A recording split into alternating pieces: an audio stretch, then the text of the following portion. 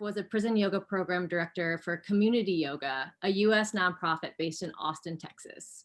In 2010, he started facilitating the organization's early offerings at addiction recovery centers and incarceration facilities. He attended his first PYP training in 2011, and moved by the inspiration of founder James Fox, there was no turning back. After relocating to the UK, Geoff joined PYP as their UK chapter director and has been busy establishing new programming, supporting teachers, and coordinating the distribution of books in Europe. Geoff is also a co-founder and director of the Space to Breathe Collective. Can you say the name of the city, Geoff, for me? Yeah, it's at Leicester.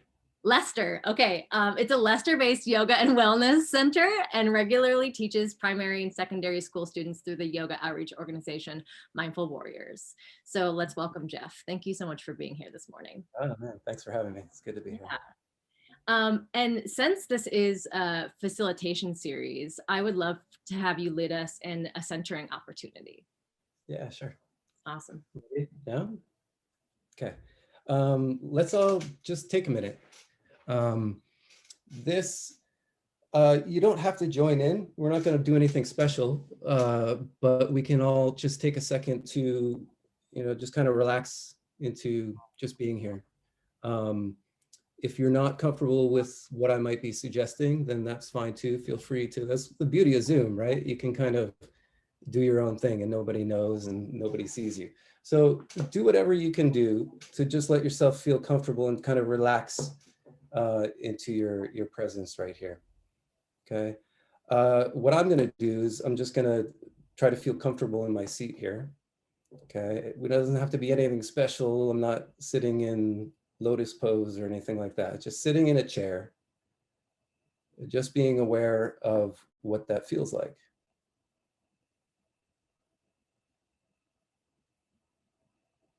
Okay. And if this is new to you, maybe just noticing where you feel the pressure of the chair or your seat against your body. Maybe you feel it in the legs. Maybe you feel it in the back.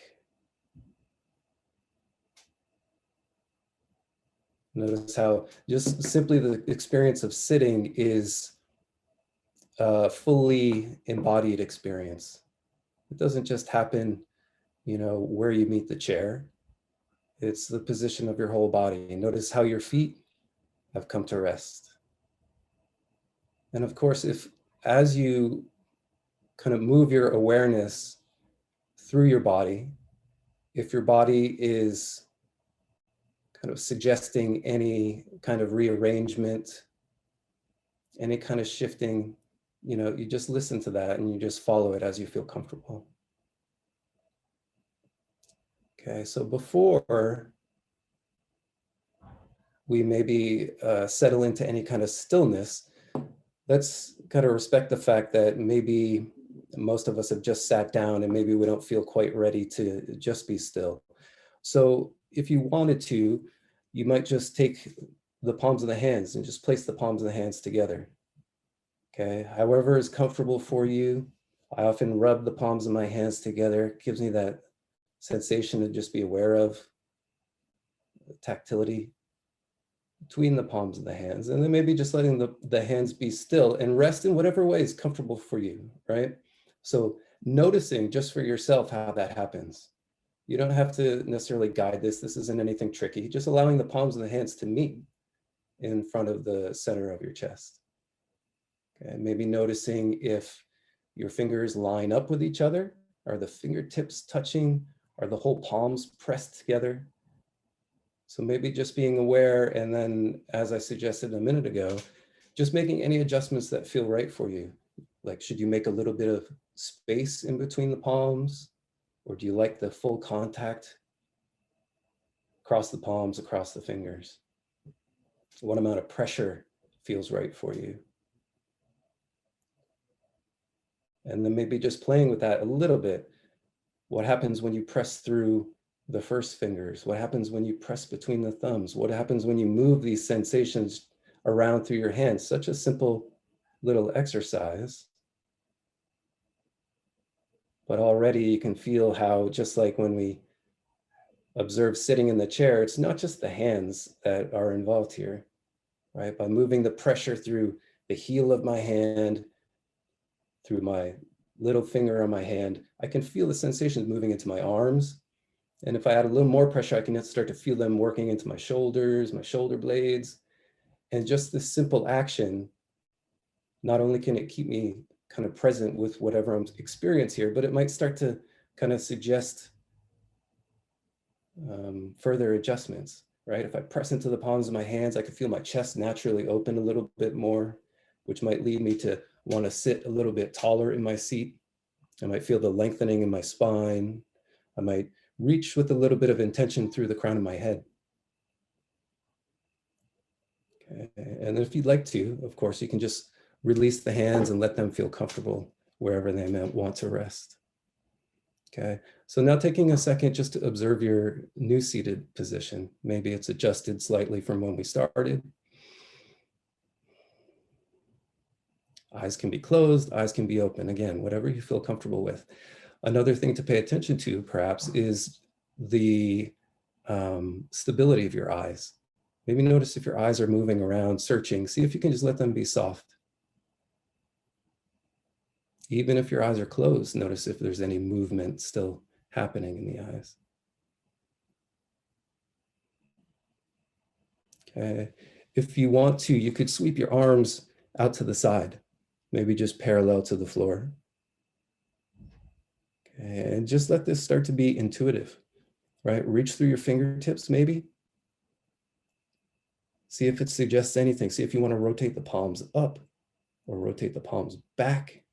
You might follow those sensations as they arise, maybe back into the shoulders. Okay, keeping this nice and gentle. You don't want to reach into any discomfort. We're just simply trying to observe whatever is there, not forcing anything, just being okay with it. Okay, as you take an inhale, now starting to be aware of the movement of your breath, take an inhale, maybe you sweep the arms up overhead, and you can just feel yourself starting to reach. Okay, let go of the direction of this and just let it be intuitive. Again, you might grab your hands overhead, you might interlace the fingers and reach up through the palms of your hands. If this takes you into some sort of a side stretch, it might feel good to reach to one side, open the rib cage, reach into the other side, lift that shoulder, open the ribs. Okay. Maybe taking just a few breaths here, just to play around a little bit. Maybe you drop the palms of the hands behind the head, draw the elbows back, lift through the chest. All these things, just suggestions, just to explore and just to pay attention to what you're experiencing and to what your body might be most comfortable with.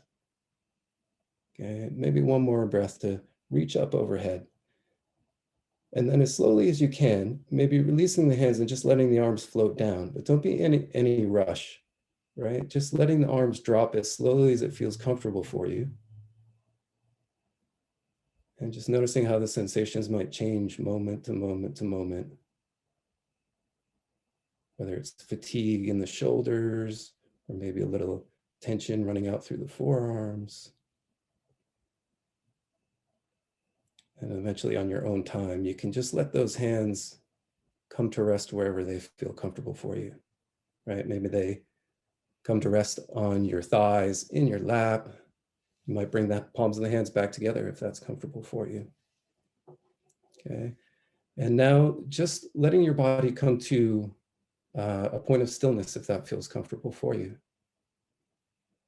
Okay, done a little bit of movement just to get ourselves in touch with our physicality. And now seeing what happens if we can just bring that physicality to stillness.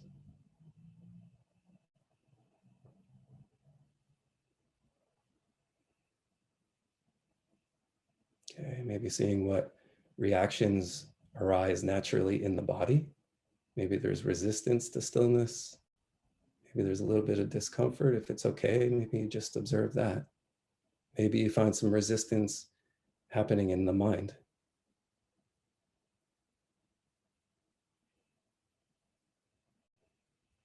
Okay, so whatever we discover perfectly okay, we'll just take 3 or 4 or 5 more breaths as we just observe this stillness.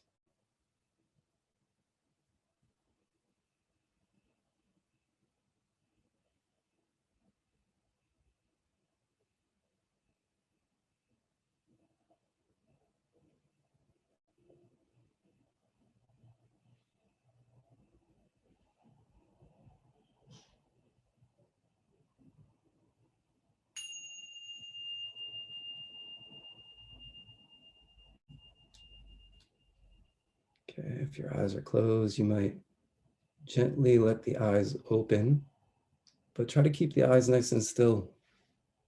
Okay, notice if your eyes immediately start to dart around. See if you can just keep them soft and in one place.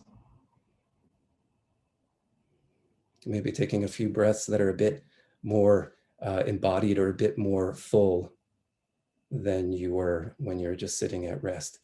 Inhale to feel some expansiveness in the torso.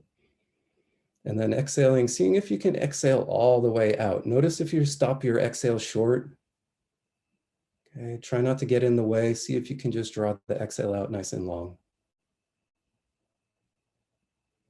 Okay, no rush, no agenda other than just observing the fullness of your own breath.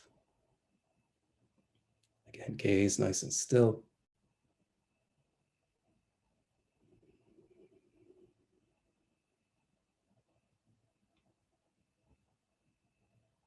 Okay, and let's take 2 more breaths to finish.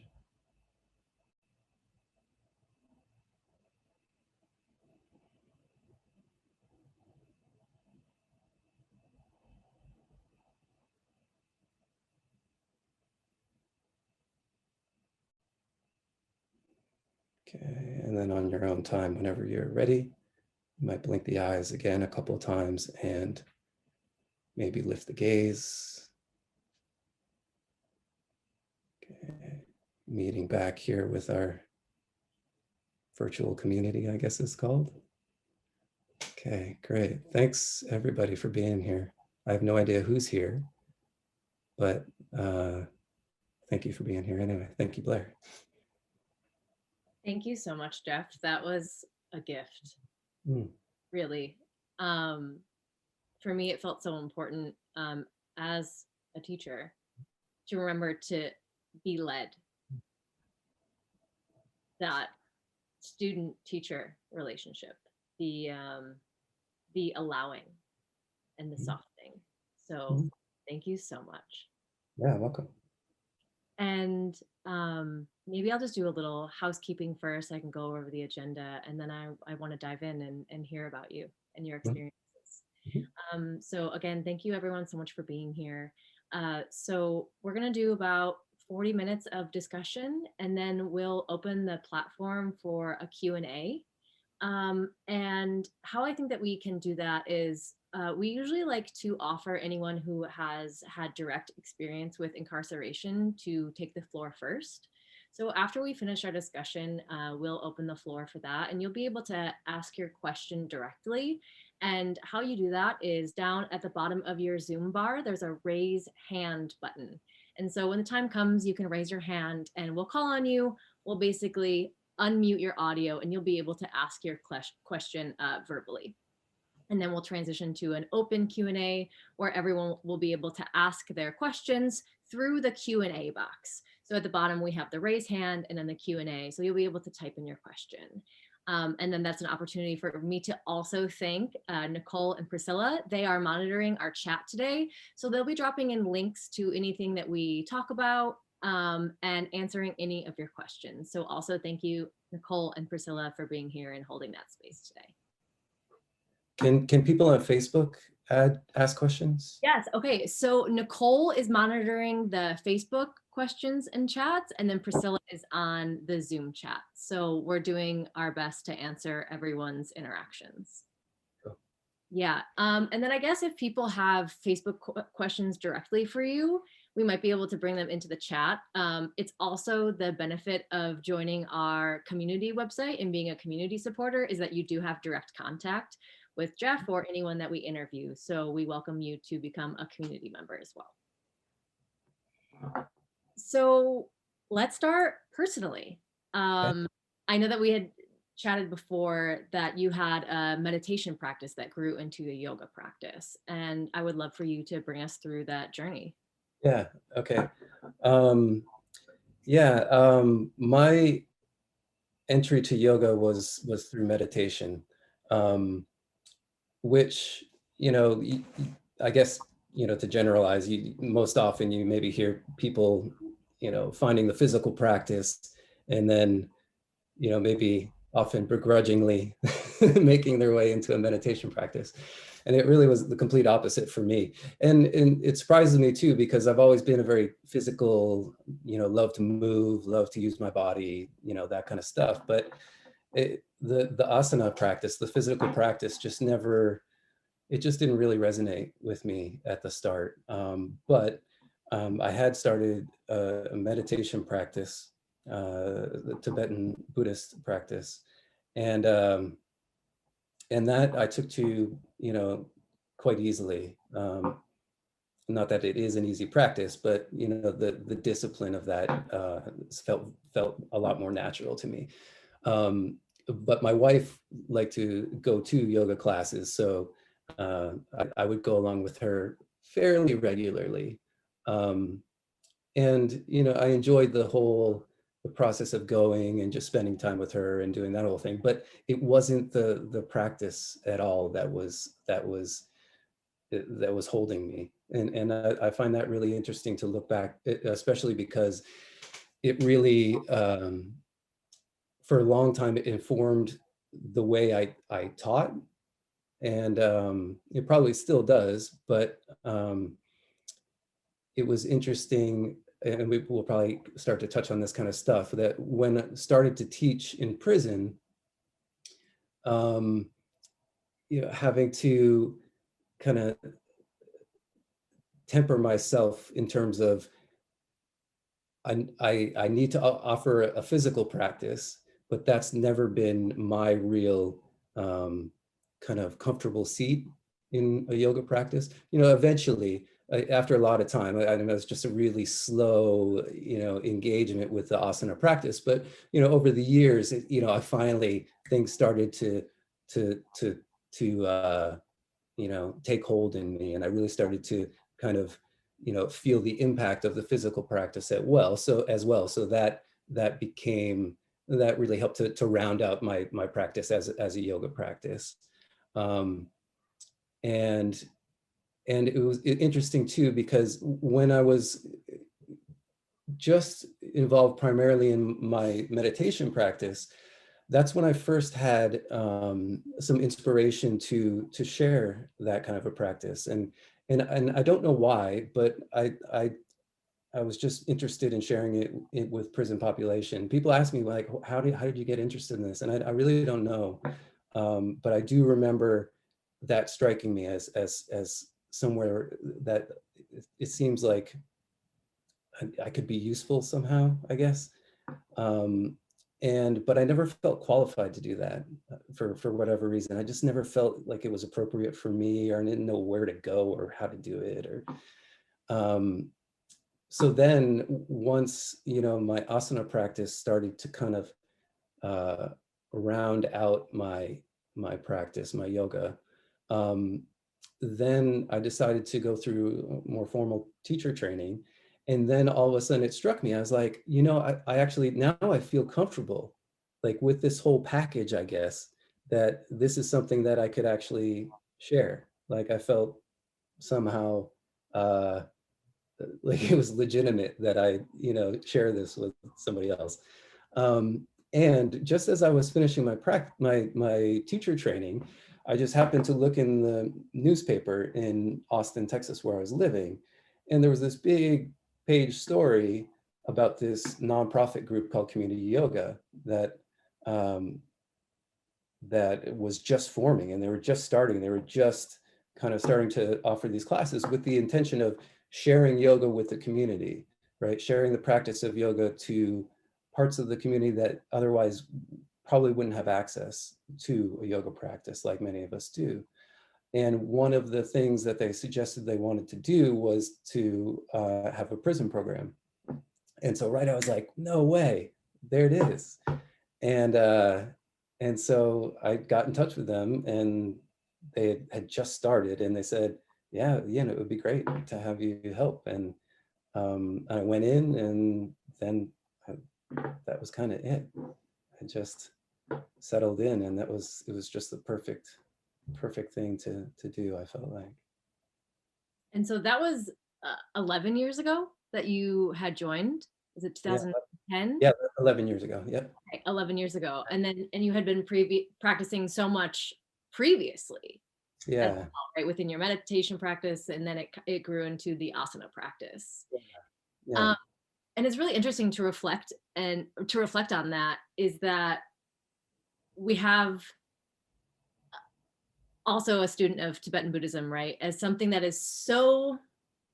feels so far away from Western culture, that there is like an imposter syndrome when you first start, and you embody how important these practices are, but you're like, oh, I can't teach this.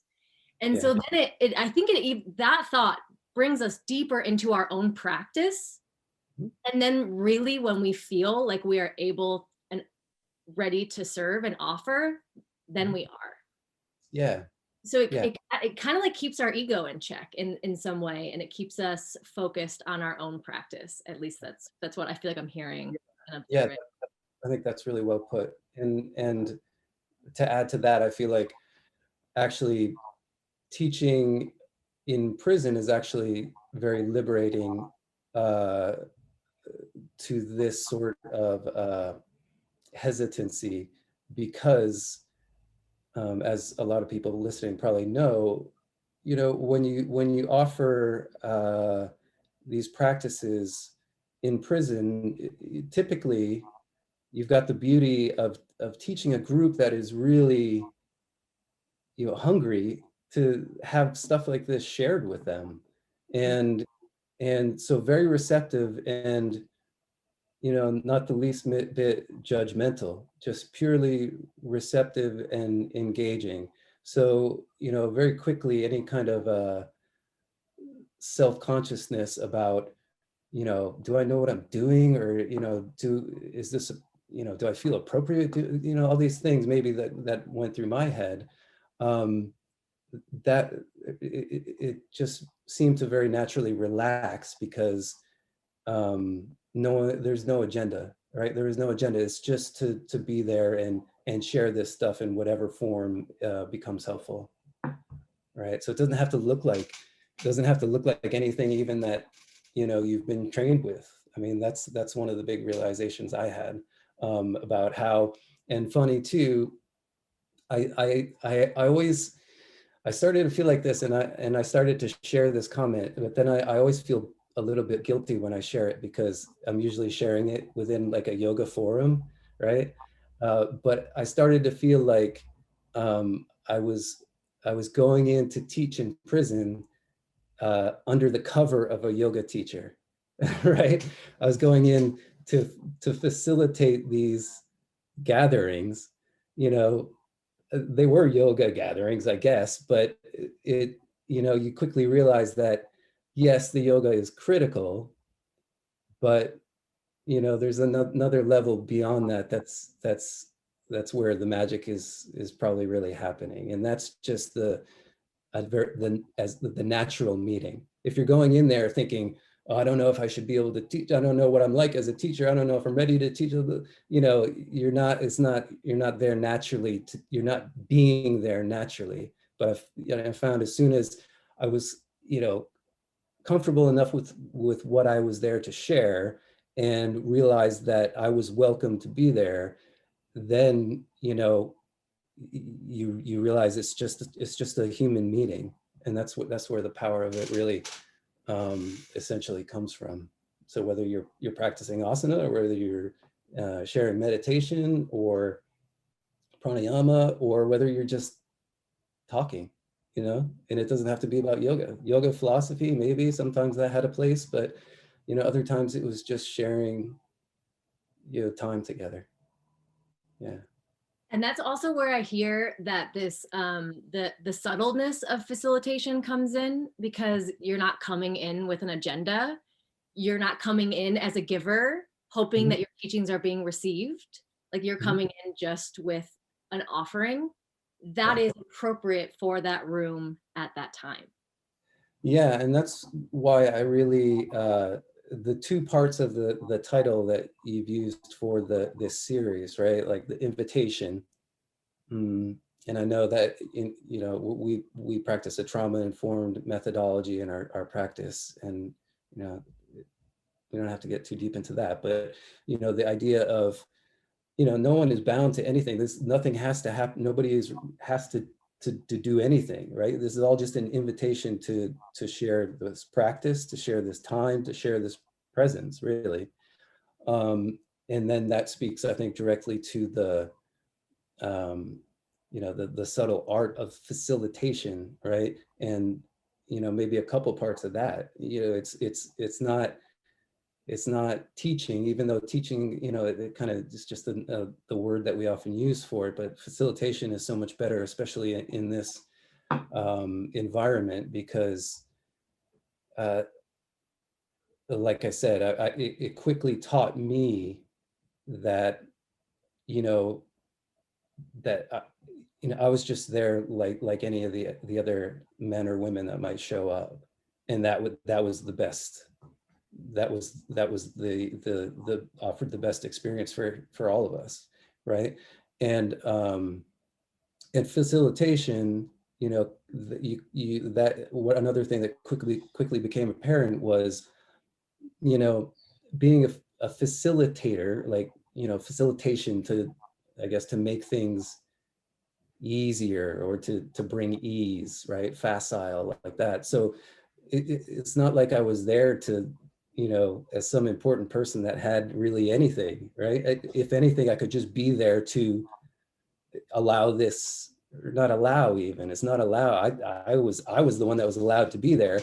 And then somehow we could use, again, kind of undercover, this whole idea of yoga to really come together and to really just enjoy the time we had, being present with each other, and everything that has to teach.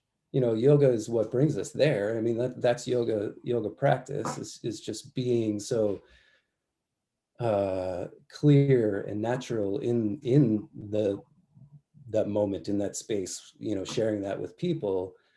So we learn how to do that through our yoga practice, I suppose. But it's, we're practicing that all along the way as well. And so, the quicker I could just be another one of the people in the room doing whatever we were doing, yes, it's just we're all the same. And I feel like I'm talking a lot, but maybe That's I all don't, right. I don't like to talk, so I get subconscious about it. But also, I mean, that um, as a facilitator, you're going in there with kind of a role placed upon you, right? You're the facilitator, and you're in charge of this program, and you've got the emergency walkie-talkie, and you're telling people it's you know it it it's like somehow we have to, the best thing is to deactivate that as best we can, Mm. right? Because otherwise there's that huge separation, and you feel it. And it always broke my heart that you go in, and it's just the terms that are always used. It's like inside versus outside. um, and it and the quicker you could skillfully dissolve those ideas, the richer the experience was for everybody, right? And so that's why we do things like, setting up in a circle, right? It's not like a class that you might see, out wherever you go to a class, where it's often teachers in the front and everybody's looking at the teacher. You know, quickly it just, you feel the how proper it is to set everyone up in a circle. Everybody's in the same place when you're all just at the perimeter of a circle, right? There's no setting of a hierarchy or something like that. And then one of the most beautiful things, I know I'm jumping around a lot, but this, in being in the circle, being communal like that, and then oftentimes, depending on how long that we had been sharing a practice together, um, the guys would really start to uh, be very skillful in, the asana or whatever we were doing, so that we could actually pass it around. And we, just, okay, we're going to each teach a little bit. And then we're all perfectly there. There's no hierarchy involved in that. We're all just sharing it with each other, right? And that was beautiful. Those are some of my most my best memories, most precious memories of teaching, when that stuff starts to happen, right? And another way we would do that is by having fun, right? I mean, it just, this kind of practice feels so serious, and it is, it is very serious, and I get very serious about it. But trying to bring levity to it, again, was a great way to unify everyone. And I found that as soon as we started, like, intentionally or clearly making it just fun, everything fell away. And it usually all went to hell, like everybody's like doing all kinds of stuff. But it was everybody, but that was when you felt like you could be anywhere, right? And that's one of the things that I think is so nourishing to them, that and they would talk, it would break my heart, but they're like, come in here, and I'm just like, in this room for an hour, I'm anywhere, I'm not here anymore. But we would play like these games with tennis balls, and we'd save it for the end of class. And there's this, it's not worth explaining, but you make a circle and you throw tennis balls back and forth across, and it gets crazy, and everybody starts doing all kinds of stuff that people would do, but it's fun. And that was, I just felt like that was real yoga, right? Because everybody dropped all ideas of everything, and we were just immersed in just this playfulness. And that taught me a lot. Try to bring that to how I practice on my own as well. I love that you incorporate play. I completely agree with you. I think it's foundational for everyone's practice. I think it's foundational for everyone's life, right? Having this balance of discipline and play and playfulness. Like when you were speaking about passing the yoga, the Yeah. asana around, and then also with the tennis ball, like I felt my chest soften even Yeah. when you're speaking about being in this space, and what play does for us and how play softens us and makes us more malleable. It allows us to move through our life differently. Mm-hmm. So that's amazing. And Yeah. you've had a really unique opportunity of kind of having a glimpse at two systems from two different countries. So you've Yeah. done this work for a long time in Austin, and then now having been relocated in the UK and starting some new programming there, which we're really excited to talk about. Maybe you can share some experiences that you've had in Austin and comparing the two side and side. Yeah. Um, it's interesting. I think in a lot of ways, the US and UK are in the same place with the way their prison system is uh, kind of precariously situated right now. There have been a lot of, they do regular inspections here. The thing that's really good that I found that is really good about the prison system here is that, like the healthcare system here, is very structured. The universal healthcare here, the NHS, and it just has a structure that is understood and really kind of encompasses everyone. It's very clear. Not everybody's happy with it, but it's the structure is there. And I feel like I see the same things in the prison system here as opposed to the US, where I didn't really feel that.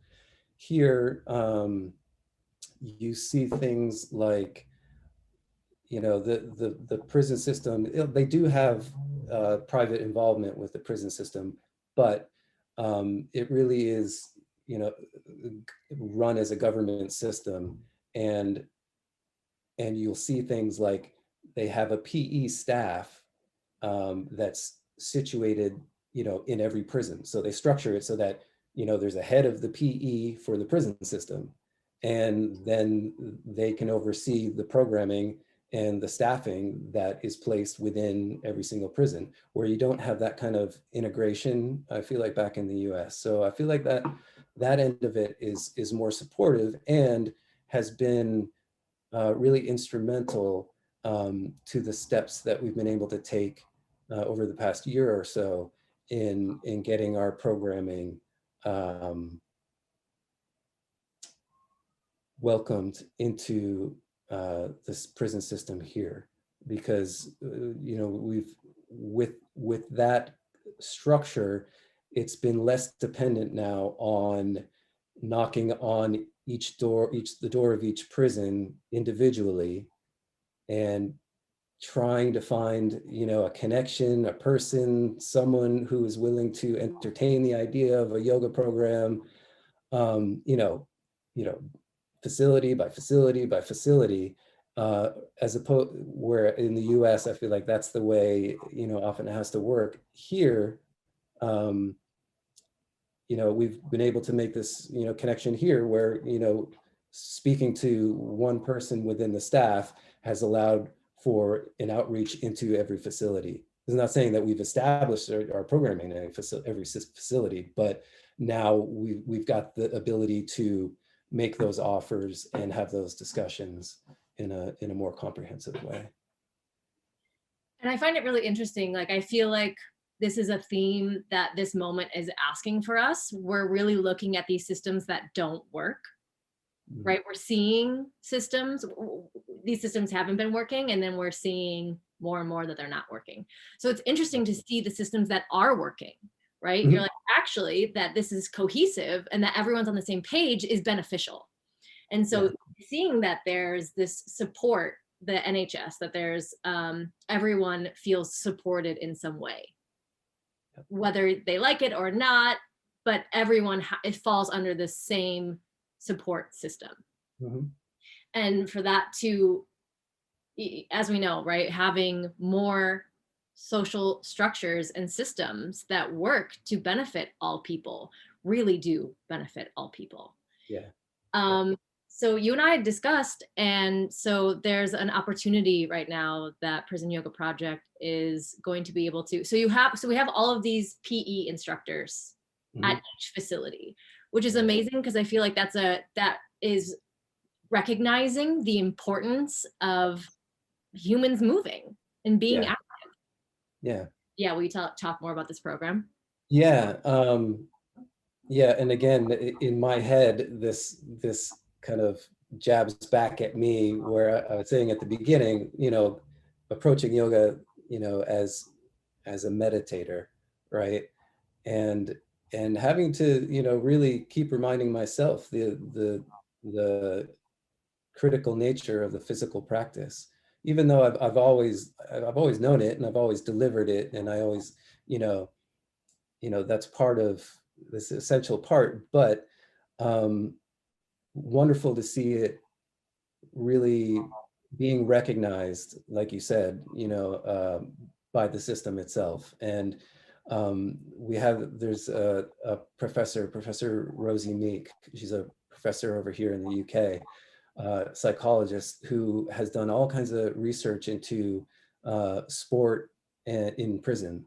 And she did a beautiful, she was commissioned to do a really beautiful report for the whole prison system on what the status of it is, and what, what that looks like. And we're really lucky she's gone through the Prison Yoga Project training, and she's just another one that's really beautiful part of our team, and really was essential in helping us, make that connection to the PE system within the prison system.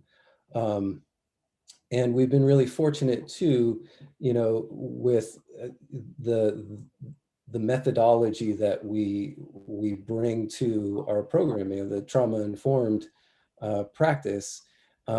Once we were engaged with the PE staff within the prisons, the woman that we were speaking with, she was, that was, she had the realization that that's what she was looking for. She was interested in yoga programming, but particularly in introducing programming that was trauma informed, so we could be really sensitive to the population that is there, and make the practice most effective. So again, just really great to have the system itself recognizing what we have to offer. It's a huge relief to me, because I'm used to, having to bang on the doors and try to explain myself, and, just treading water most of the time. But this is a really special partnership, I think. And yeah, I'm really looking forward to it. And I think it's just such an amazing opportunity that being able to offer yoga at a systemic level, Mm-hmm. and then we know that this creates change in everyone involved, right? That it's almost like a ripple when we offer yoga and mindfulness to anyone that's experiencing incarceration. We know that it has ripple effects out. And so to be able to have an example of this programming being offered at a systemic level is going to open so many eyes and so many opportunities. And I feel like that's what I'm also really excited about as well. Yeah, and that's where I have a lot of respect for the prison system here already, that they're interested, they're interested in that kind of a partnership, because to me, that's fairly unique in my experience, at least. Yeah, I know Josephine has done, tons of beautiful work, and she seems to get some good cooperation in Sweden. But in my experience, it's always been just a terrible battle. And this is, it's just a beautiful thing to be supported. And going back to the physical aspect of things, yeah, to have the appreciation of this practice that we're bringing in as a physical practice, makes me nervous a little bit, because again, coming from where from a meditative end of it, and which I think is so essential, but again, reminding me continuously of the equally essential nature of the physical practice, and hearing really brilliant people like Rosie, supporting the physical aspect of just being in prison, physical engagement. And there's a quick story that I always love to share, that a guy who was in my class back in Texas, Richie Flores, he came into my class, and this was it was really important for me. It was just a beautiful, beautiful moment for all of us, as a lot of these things tend to be. It's we're all just gaining massively from this. So real quick, he had been in class for long enough to be comfortable with the physical practice, and he was this big, burly, tough guy, right? A strong guy, very physical. He was a mover, like by trade, and so we were playing around a little bit one day, and the crow pose that maybe people aren't familiar with, but you kind of squat down, and then you place your hands on the floor out in front of you, and you lift up so you balance on your hands, right? So you're lifting your feet off the floor, and your face is kind of hovering over the floor. And so Richie, was ready to play around with this kind of thing. And so I was working with him on it. And he tells me this later on. He's like, when I started to go forward, okay, and so remember, this is all about, this is just physical practice, right? And so he's coming forward onto his, he tells me that when he would come forward like that, he could not get himself to move because he was just paralyzed by this fear inside of him that he said, I was going to hurt myself again, because that was, you know, his experience of, you know, trauma of, you know, since he was small, you know, experiencing this physical trauma and then having a life of hurt, of pain, you know, maybe some of it self-directed. And so he couldn't get himself to come forward because he was sure he was going to just hurt himself again, right? And then he had been practicing though long enough that, you know, the power of yoga is the paying attention, right? He had established himself in his awareness enough to see this all unfolding, right? That kind of, you know, emotional intellect, mindfulness, that intelligence. And he was able to say, no, I'm not going to hurt myself this time. And he said he brought himself forward and he lifted up, and it was perfect. He tells me, he said, and this gives me chills every time I say it. He goes, what it felt like to me was when you take a book and you slide it into place on a bookshelf and how it fits in perfectly. That's what it was like for him. So in this physical practice, he went from, you know, complete fear and disability, really, to have this profound level of awareness, to being able to make a choice that didn't go along with the computations that had been conditioned in his mind. He transcended that and embodied a new physicality, really, right? And his experience of it, have it, you know, we talk about like effortless effort, you know, sometimes that's a term that we throw around. And the way he describes, you know, everybody knows what it feels like when you slide that book in and it just has its place and it's all comfy and it just fits perfectly. And to hear him describe it like that was beautiful. And Richie is just an amazing guy, and he's one of my dear friends, and I'm still, you know, always in touch with him. And I just, that was a huge moment for me in particular, because that's the physicality of the practice right there. And that's something that, you know, because of, you know, my different conditioning, didn't carry that same kind of resonance maybe, but he taught me how crucial that really was. I knew how crucial it was, but not at that level, you know, when we could have that ability to share that. And he really, okay, so yeah, so who's the teacher now, right? He's transmitting that to me. That's a transmission from him as a teacher to me, to, you know, open my mind to that. It was beautiful. Beautiful. And I think that's what's so amazing of this pairing of having a sitting meditation practice, a mindfulness practice, in addition to the asana, right? That they pair together, because the story that's happening, the internal dialogue, that the pose often, or sometimes, it like brings the story to the front of your face.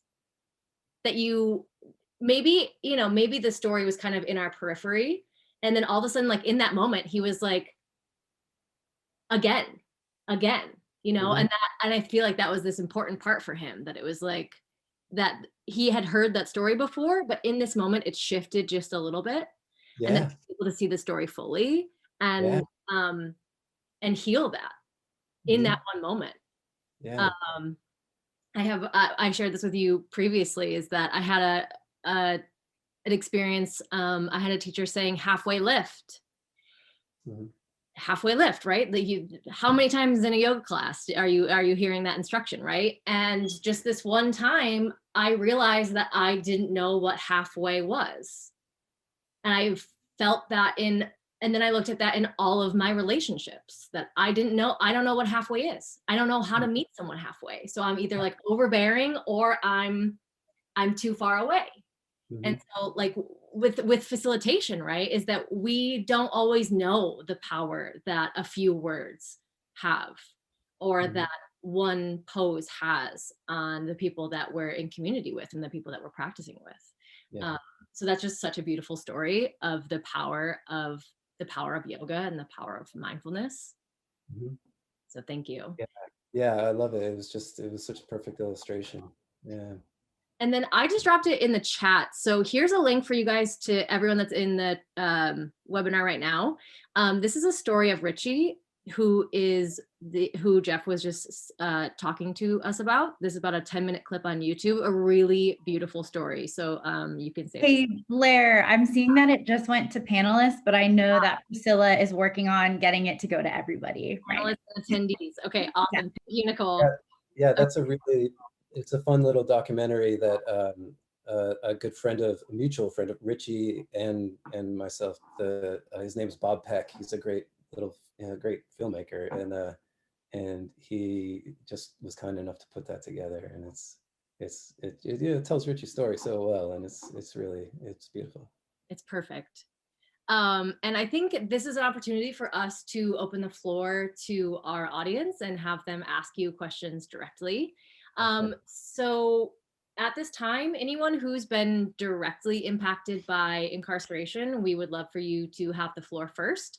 And so how you can do this is, again, at the bottom of your Zoom screen, you can raise your hand and we will call on you to offer to unmute your audio, and then you'll be able to ask the question. So just give them. And Blair, why they do that, I just wanted to share something that came up on Facebook, because I know y'all can't see that while you're chatting. And so somebody named Clay Carroll, Geoff, Clay commented, thank you for your dedication, Geoff. Your efforts made a huge impact on my life while doing 2 years in Texas Department of Corrections facility. Namaste, my friend. Yeah.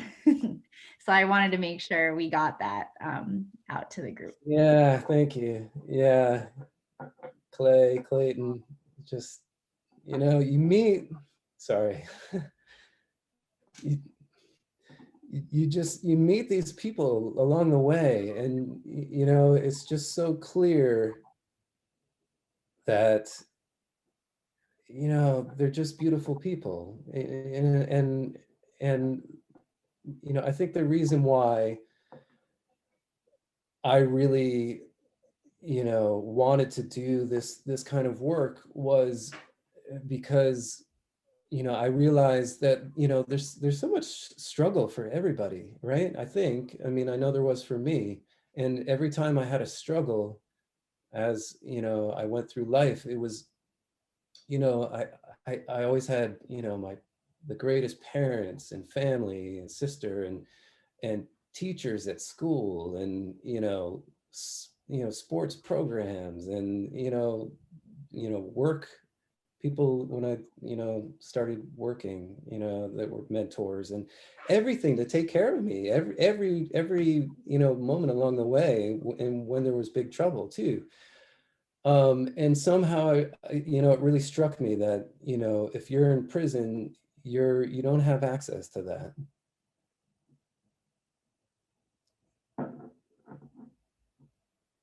And I don't know why that really hit me so hard.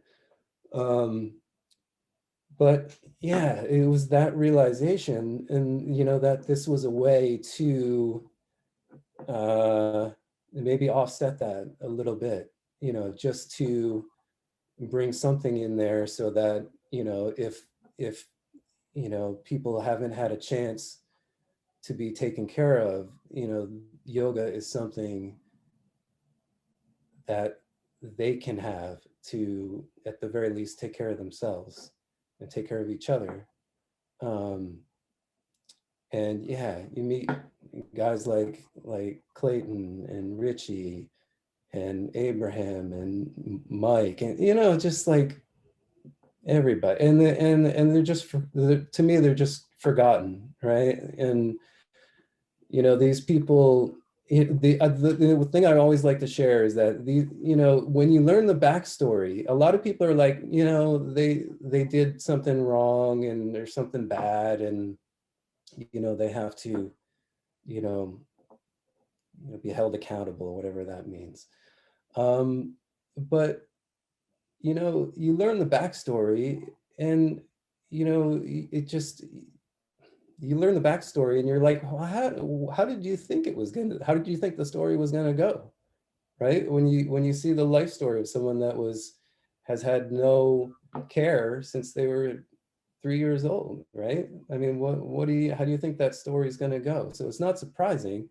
And I think I've been lucky enough to see that, you know, not through any goodness of my own, but just it was made aware to me. And you know, you can't help but, you know, if you got something to share, you know, that could be a benefit, you know, then you do it.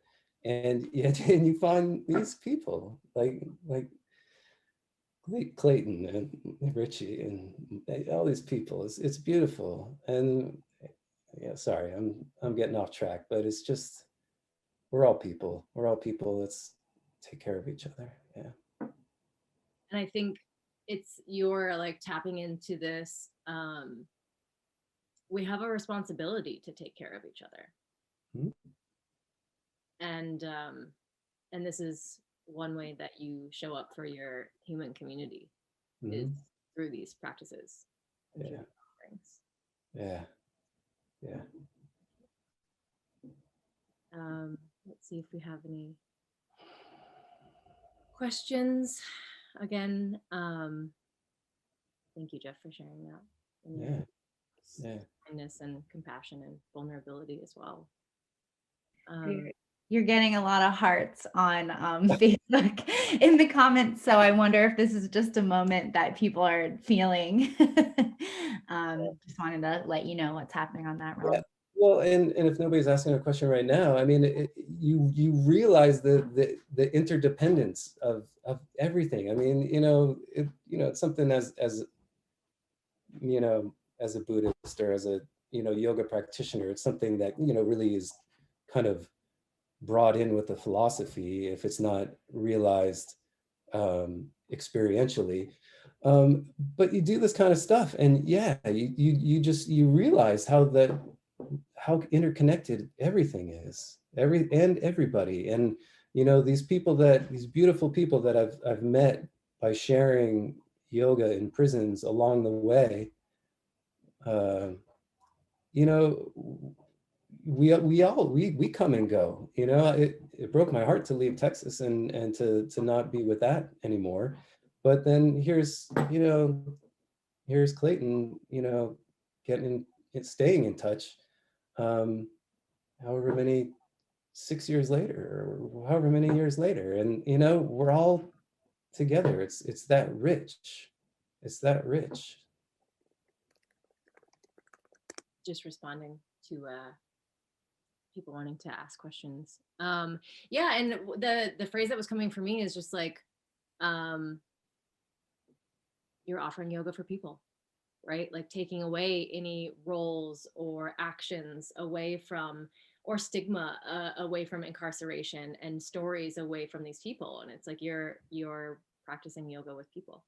Yeah, yeah, we're all just people, just normal people. And another beautiful thing is that there's like an old school nature to a lot of this. Like you know, I write a lot of letters, you know, to the people that I've been in touch with, because you know, a lot of them, that's, you know, if you're in prison, that's how you have to communicate. But you know, just staying in touch by letters and sending stuff. I mean, there's a huge richness that's lost by not doing that. And I have so much appreciation for it. I love it. I love that part of this work. It's really special. Thank you. Mm-hmm. We have a couple questions coming in. I think we can start with Doe. This question is for Geoff. What does he recommend for those of us who are starting out in the facilitator training program? So Doe is referring to, we have a foundational training program that we're currently offering online. There's a few different aspects of it. But yeah, so any advice that you have for anyone that's starting out in facilitation? The program is great, and I'm, I guess I'm biased, but no, I was a little skeptical, honestly, because I'd been to so many of the in-person trainings, but the online training is so deep. It really allows you to sink into this material in a way that you can't do in a, in-person training, because you can't. This is what I recommend. I actually thought of this the other day. One of the things that was really great is that you'll find the things in this whole bubble of prison yoga. You'll find the things that really move you and dig deeper there, right? That's one of the things that I really noticed in the online training. It's like I was doing it, and it was taking a lot of my time. I got, two little girls and my wife, and it was it was taking a lot of time, but I couldn't help myself. I kept like opening new pages in my browser because I'm like, whoa, that's fascinating. And I'd go, it'd be 10 articles deep in that before I knew it. And yeah, so don't uh don't shy away from letting yourself get carried where you find a little bit of extra interest. Yeah. Let your heart lead. Yeah, totally. Awesome. The next question I can take is from Petri. And they ask, can I ask how whiteness shows up differently in the US versus the UK prison system?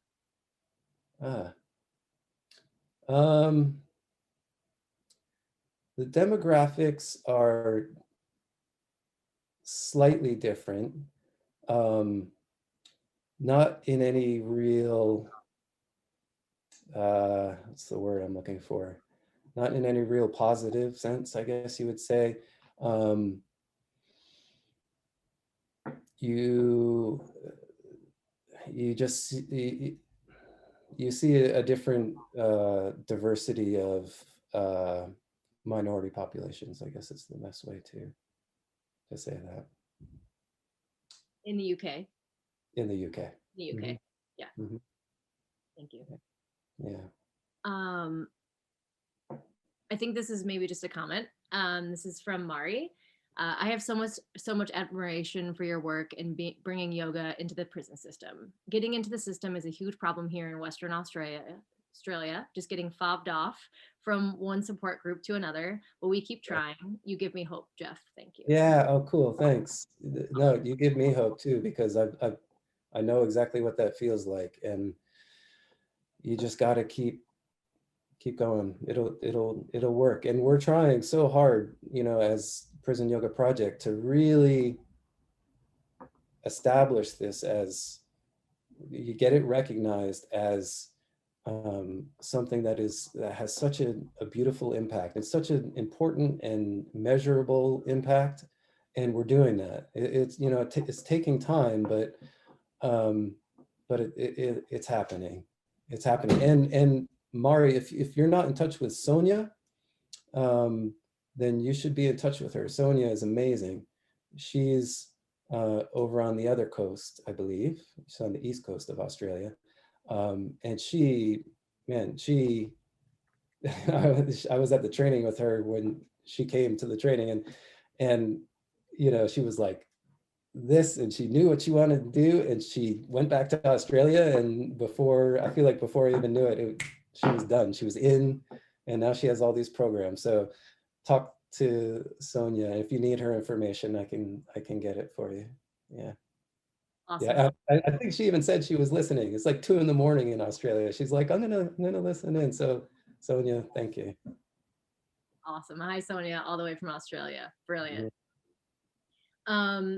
We have a question from Carol Sullivan to Geoff. Thank you for the humility with which you offer yoga and meditation as an invitation.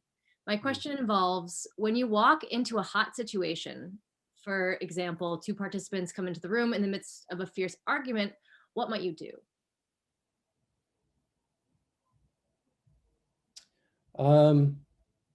That's an interesting question because surprisingly, well, maybe not surprisingly, we don't, in my experience, and I've heard James echo this, that there aren't really many hot experiences. You know, there have been tense moments, I would say, but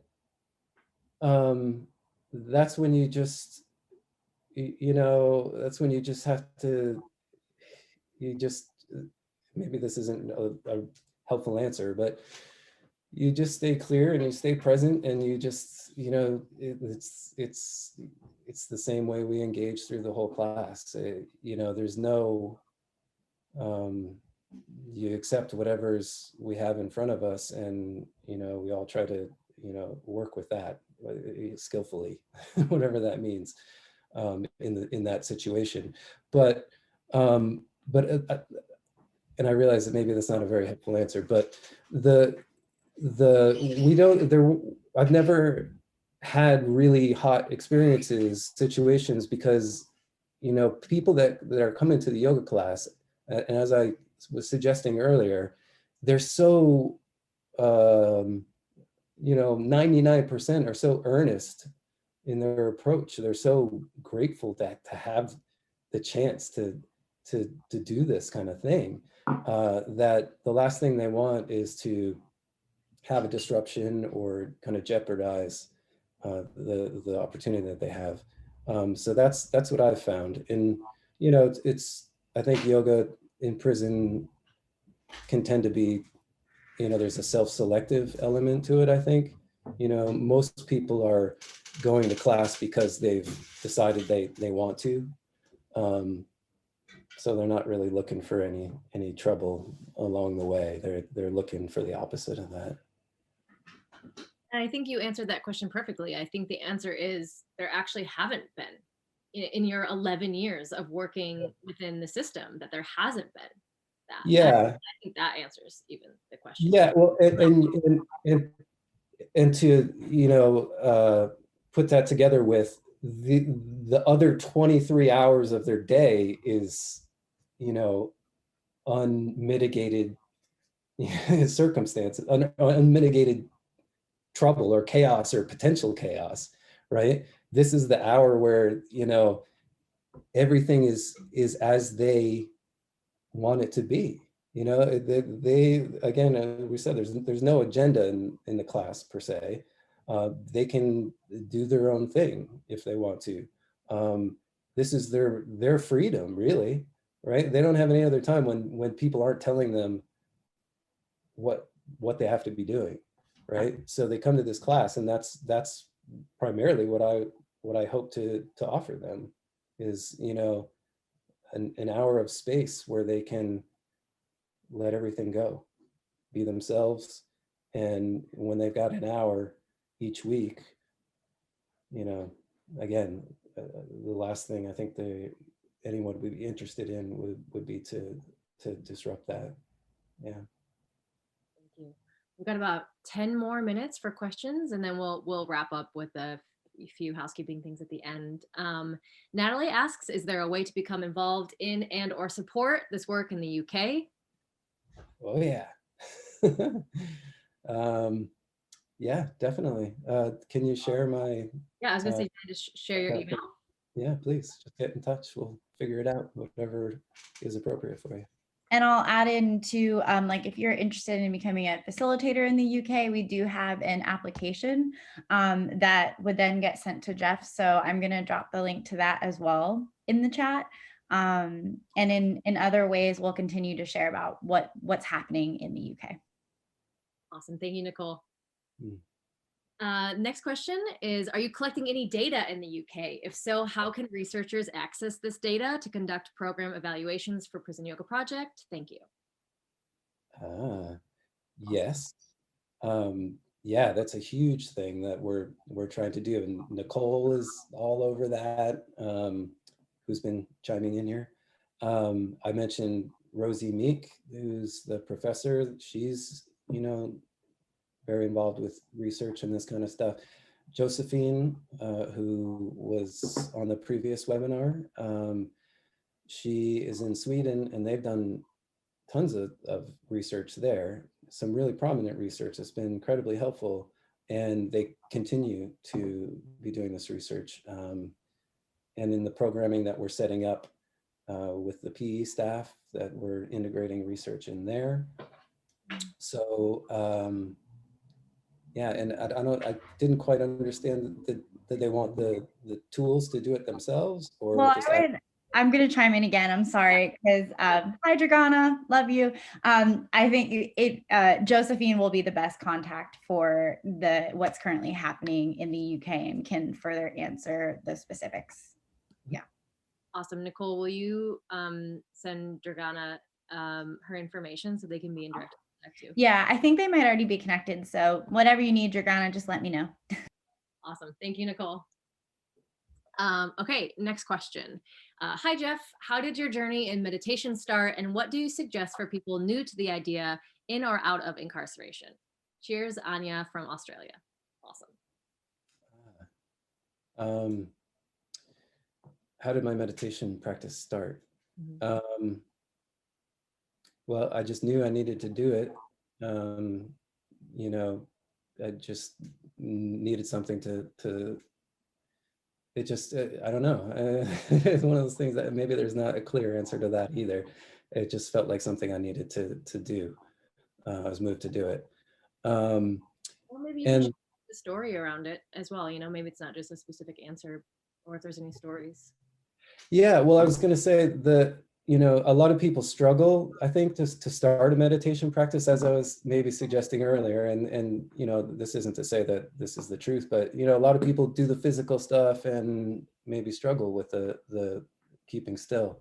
And the thing that worked for me, this is how I started, and maybe this will be helpful, to start really small, you know, but you have to be committed to it, right? So, you know, decide once and for all, I'm going to start my meditation practice. That's the most important thing, because, you know, maybe most of us, it's like, yeah, I'm going to, I'm just trying to find out the right way to do it, or whatever.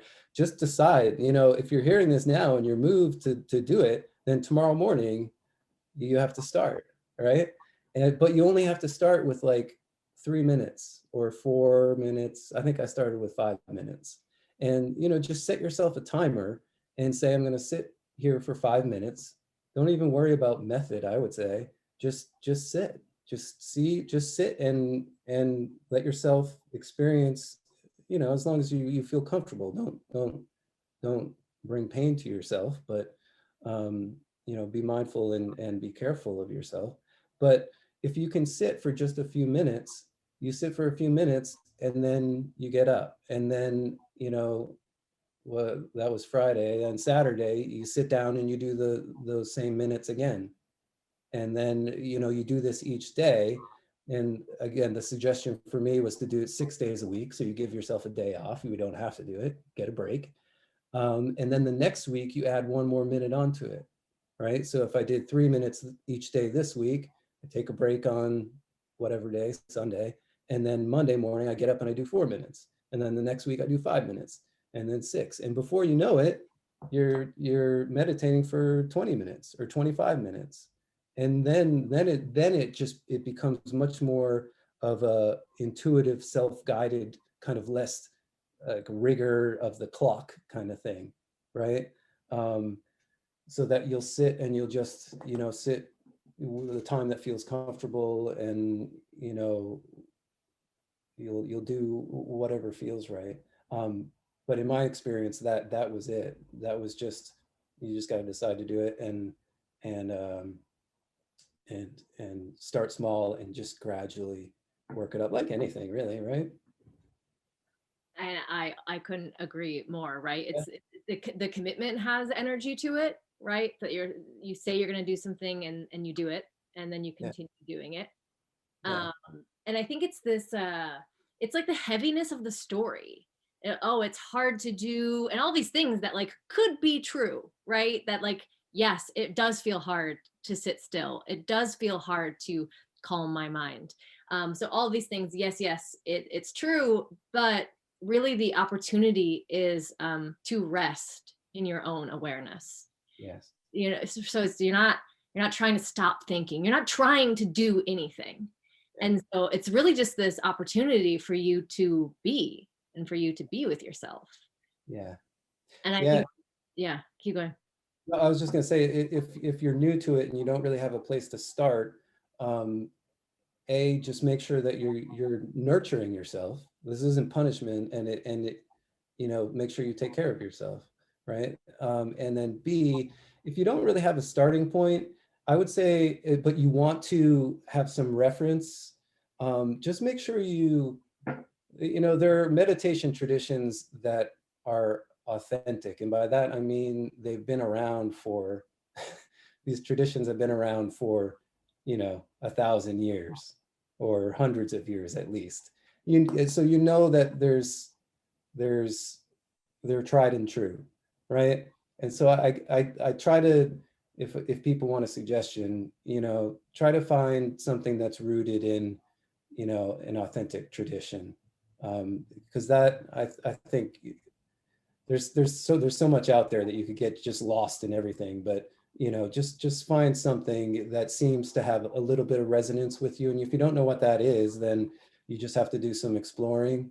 And Zen, I don't mean to kind of play any kind of favorites or anything, but I feel like Zen is a good place for a lot of people to start, because the approach, as I understand it, is very simple.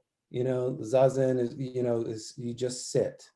You don't have to worry a whole lot about, specific traditions and forms and things that go with it. And, like Blair, like you said, it's just practicing, resting in your awareness.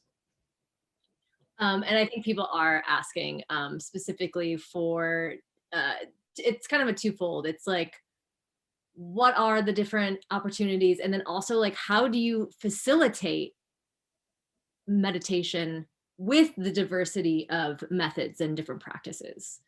So that's the next question that we can kind of get into. Since there are different traditions of meditation, how do you facilitate that? When I've done that in Texas, a friend of mine that was also teaching in the facility, we started kind of a parallel group that was a Buddhist practice group. And we both came from different traditions. I came from a Dzogchen Tibetan tradition, and she came from the Plum Village Thich Nhat Hanh side. So, but we co-facilitated, and it was beautiful, and it was a sharing of practices, right? And yeah, it can get, my approach was just to offer what I felt like I could authentically offer, right? Practices that I knew because I'd done them, and felt at liberty to share, and felt like it was safe and reasonable to share. But that said, I did always just keep, I always come back to, I think, of just, this doesn't have to be tricky. Let's, maybe, especially to start, let's just take the very simple approach, right? And that doesn't even need a name. It doesn't need Buddhism. It doesn't need meditation, right? If we're just sitting down and practicing being aware, that can be really helpful too, because you realize it can get really tricky, especially in America, and it got tricky on any number of occasions. Even with just yoga, it's like, I'm a Christian. Can I practice yoga?